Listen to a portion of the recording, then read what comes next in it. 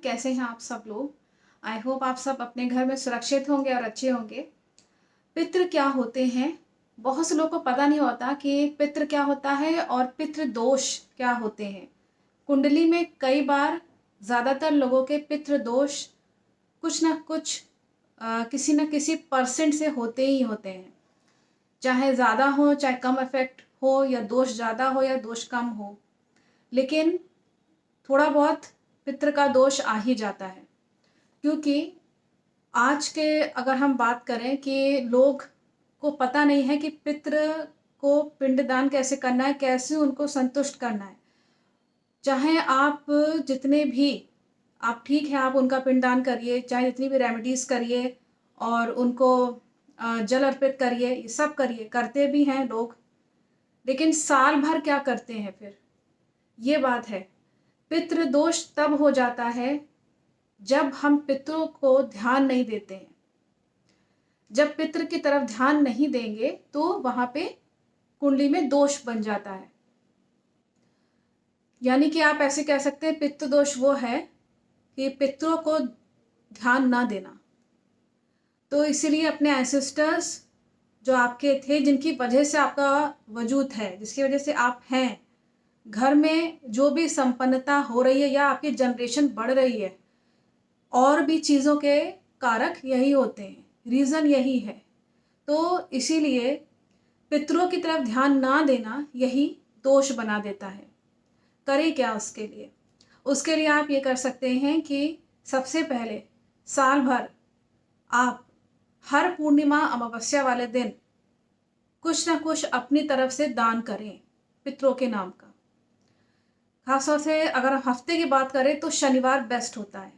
उस दिन भी कुछ अच्छा कार्य करें और किसी गरीब की मदद करें, चाहे पैसे से, चाहे अपने कर्मों से, या कोई वस्तु देके, कैसे भी।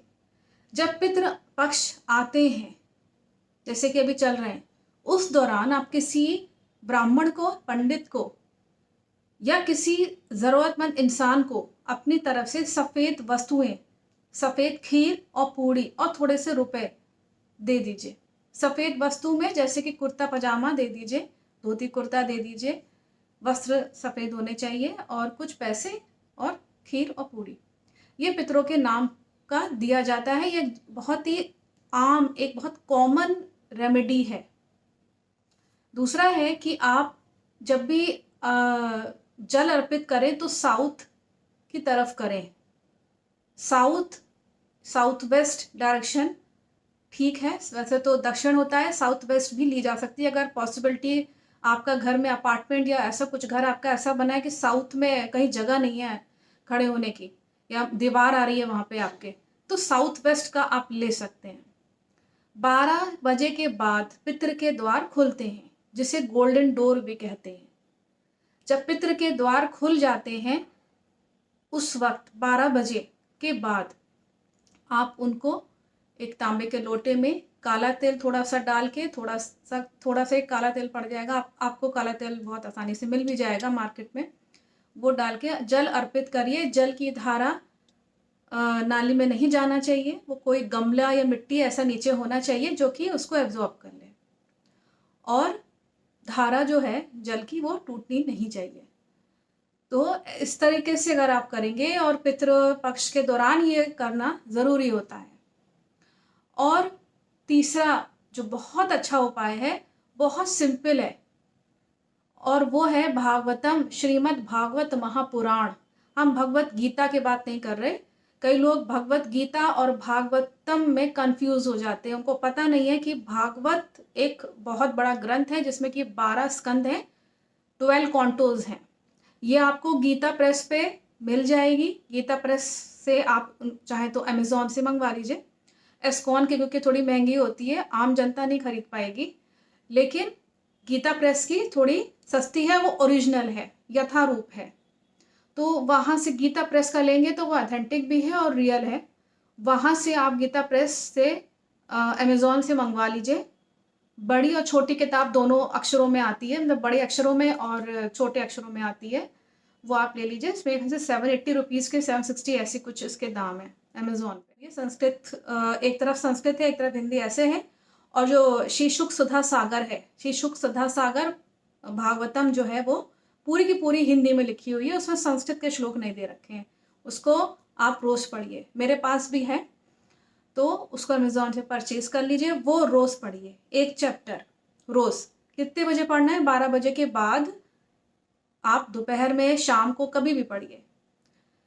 भागवत का 7 दिन का लगातार का पाठ भी करवा सकते हैं घर में, दिन रात एक करके 7 दिन का, अगर पॉसिबिलिटी है तो किसी अच्छे ब्राह्मण पंडित को बुला के भागवत का पाठ 7 दिन का करवा सकते हैं। नहीं तो खुद भी नहा धो के अच्छे से, मतलब स्त्रियां भी, पुरुष स्त्री कोई भी, बच्चे भी, बुढ़े कोई भी, आप लोग अपने घर में भागवत ले आइए। भागवत पितृ में पढ़ी जाती है, उनसे उनको काफ़ी संतुष्टि मिलती है और मुक्ति भी मिलती है।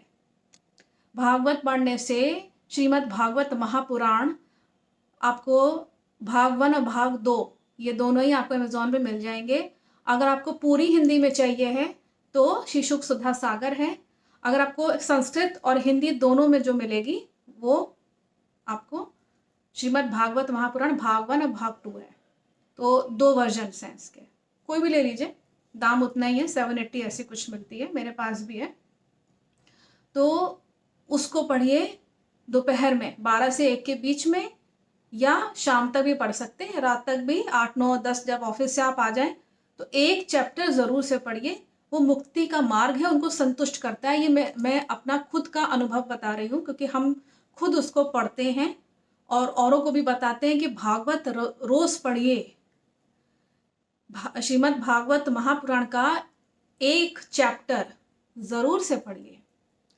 आपको चाहे साल भर लगे, चाहे 1.5 साल लगे कंप्लीट करने में, लेकिन उसको पढ़िए। उससे आपका धर्म बल भी बढ़ता है और जो आपके पितृ हैं वो जब आप धर्म करते हैं तो उनको संतुष्टि मिलती है, उनकी आत्मा को मुक्ति मिलती है। मैं अपने खुद का अनुभव बता रही हूँ, क्योंकि मेरे भी एंसेस्टर्स हैं, तो वो सपने में आके मुझे कुछ अच्छा संदेश देके गए थे, वो खुश थे मुझसे।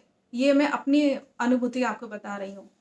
तो इसीलिए ये मेरा खुद का अपना अनुभूति भी है, और कई ब्राह्मण सिद्ध ऋषि मुनि हैं, उन्होंने भी ये बात बोली है। ये ग्रंथों का ग्रंथ है, श्रीमद् भागवत महापुराण 12 कॉन्टो जिसमें है, ये ग्रंथों का ग्रंथ कहा जाता है, इसको महापुराण कहा जाता है। ये सबका सार है, उपनिषद और जितने भी आपके ग्रंथ हैं बाकी, उस सबका पुराण जितने हैं, ये महापुराण कहा गया है, ये उसका सार है। यदि आप इसको पढ़ते हैं तो समझ लीजिए उपनिषद और जितने बाकी पुराण हैं वो आप सब कवर अप कर रहे हैं। उतना बल मिलता है इसको पढ़ने से, इसीलिए पितृ इससे संतुष्ट होते हैं। इसको ज़रूर पढ़ा करें, और ये 3 चीज़ें ज़रूर से करिए जो हमने आपको बताया। पितरों की तरफ ध्यान दीजिए, उनके लिए कुछ करिए जो कि उनको अच्छा लगता था, जैसे कि उनको कौन सा काम करना अच्छा लगता था, चाहे वो सामाजिक हो, चाहे घर में शांति बना के रखिए, थोड़ा उनको जो भी उनको पसंद था या खाने में कुछ पसंद था तो उनको अर्पित करिए। और जो उनकी डेट पड़ रही है, एकादश या द्वादश या तीसरे दिन जब उन्होंने अपना शरीर छोड़ा होगा, तो उस डेट पे ही आप करते हैं तो अच्छा रहता है। नहीं, आपको डेट नहीं मालूम है, आपको या आपको अंदाज नहीं हो रहा है कि एकादश पे था कि द्वादश पे था उनका शरीर जब उन्होंने छोड़ा, तो कोई बात नहीं, आप पहले या आखिरी दिन कर सकते हैं अपने तरफ से कुछ भी। ये जो हमने बताया फर्स्ट वाला कि सफ़ेद वस्तु दान करनी है और पूड़ी और खीर ये सब करना है, पैसे भी रख के। तो या किसी दिन भी इन जो पितृपक्ष हैं, इस दिन किसी भी दिन में कर दीजिए। ये ज़रूर से करिए, क्योंकि अभी अच्छा मौका है। और अच्छा मौका इसलिए कह रहे हैं क्योंकि देखिए, घरों में जिसके यहाँ संतान नहीं हो रही है, संतान हो भी गई तो अच्छी संतान नहीं है, बात नहीं सुनती है, और ये सब दोष बन जाते हैं बहुत ज़्यादा। और आजकल बहुत है, हमने बोला ना कि ज़्यादातर लोग कुंडली में बच्चों के भी पितृ दोष आ जाता है। तो इसीलिए बच्चों से भी करवाइए, बच्चों से भी ये सब उपाय करवाइए, ताकि उनकी जनरेशन ठीक जाए और पितृ उनके संतुष्ट रहें। और एक चीज़ और हम बता दें कि बहुत सारे लोग ये सोचते हैं कि हमारे लाइफ में जो था वो नौकरी नहीं लग पा रही है, बच्चे नहीं हो रहे हैं, तो उसका सबसे बड़ा जो कारण होते हैं वो पितृ होते हैं। या आप किसी भी एस्ट्रोलॉजर से, किसी भी हीलर से, किसी से भी आप पूछ लीजिए, या टैरो कार्ड रीडर से। ये जो पितृ होते हैं, ये कारण होते हैं हमारे आगे जनरेशन बढ़ाने के। तो या संपन्न घर में रहे और झगड़ा झंझट ना हो और ये सब चीज़ें ना हो, उसके लिए पितृ खुश होने चाहिए। तो इसीलिए अगर आपके, मान लीजिए आप हकदार हैं कुछ कोई चीज़ पाने के, आपके लाइफ में हो सकता था कि संतान होने को थी, लेकिन कुछ अनहोनी हो गई, या नौकरी लगने को थी, कुछ अनहोनी हो गई, नौकरी बीच में छूट गई, या कुछ भी ऐसा हो गया और बार बार नौकरी छूट जाती है। मान के चलिए आपके पितृ आपसे खुश नहीं हैं, इसीलिए ये रेमेडीज ज़रूर से करिए। ये आप लोगों के लिए ही हैं, कोई और करनी आप ही को पड़ेंगी, कोई और नहीं करके दे सकता है कि आप किसी से कह देंगे तो वो करके दे देगा, या आप पूजा पाठ किसी पंडित से करा लेंगे तो वो हो जाएगा। वो तो केवल आपके पैसे लेगा, और वो महंगे महंगे आप कब तक अफोर्ड करेंगे, जब तक आप खुद अपने कर्म में वो उसको लेके नहीं आएंगे। तो ये काम ज़रूर से करिए, बहुत सिंपल से हमने बताया, उनकी तरफ ध्यान देना ही पितृ को सही करना है। इसीलिए ये सब चीज़ें करिए। मान लीजिए फॉर एग्ज़ाम्पल आप मोहल्ले में किसी अंकल को आप हेलो हाय कर रहे हैं, या नमस्ते अंकल कर रहे हैं, अंकल जी खुश रहेंगे, बस वैसे ही समझिए कि अपने पितरों को प्रणाम करिए, उनको नमस्कार करिए, उनके सामने हाथ जोड़िए, अपने गलतियों के लिए माफ़ी मांगिए। ये जब जल अर्पित करेंगे उस समय ये ज़रूर करिए। भागवत पढ़ेंगे तो भी ये काम करिए, माफ़ी ज़रूर मांगा करिए। जब भी भागवत महापुराण हो गया या कोई ग्रंथ पढ़ रहे हैं तो बाद में माफ़ी ज़रूर मांगिए, क्योंकि गलती कुछ ना कुछ हो ही जाती है, हम सब भी इंसान हैं, तो गलती हो जाती है। तो माफ़ी ज़रूर से मांगिए अपने पितरों से। और जब पितृपक्ष खत्म हो जाए तो कंटिन्यू कर सकते हैं, भागवत पढ़िए, भागवत बहुत अच्छी है। ये भगवान श्री कृष्ण के गुणों और उनके लीला और उनके बारे में बताती है और भक्ति को बढ़ाती है। इसके बारे में फिर कभी बात कर लेंगे, लेकिन अभी फ़िलहाल आप अपना पितृ, ये अच्छा मौका है, चल रहा है, जल्दी से उपाय कर लीजिए और पितृ की तरफ ध्यान दीजिए। Thank you so much.